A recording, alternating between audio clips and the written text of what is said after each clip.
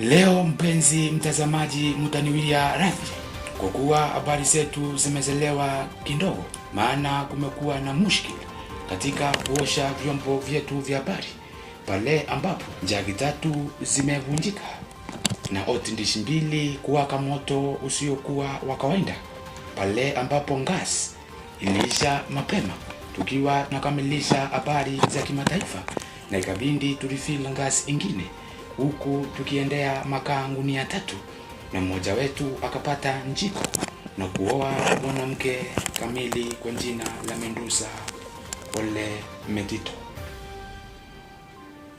na lisilo na bundi ubindi na bundi ubindi pale ambapo ukitaka za mvunguni sarti ukiinama utapata za mtemakuni alizopata katika msitu wa Mau mnamo tarehe 22 kandamia 67.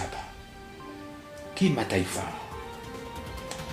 Serikali ya Kenya imetenga bilioni 50 za kununua dispensa ya makamasi ambayo itatumika katika uchaguzi mkuu ulio mwaka 2067 wa kushindana na Ndovu Kunya katika mchezaji mkuu wa klabu ya Manchester United Mathias Kunya.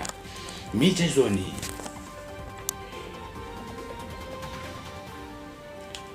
Mjukuu wa Farao amechezea na shilingi katika tundu la sindano katika tundu ama shimo ya choo na kupata harufu mbaya ya manukato inayosababishwa na wingi wa utapiamlo ambao unapikwa katika eneo hili. Mwanaripota wetu Ridikiri Mugora Nduru akiwa Mbedru anatuarifu zaidi kuhusiana na swala nyeti.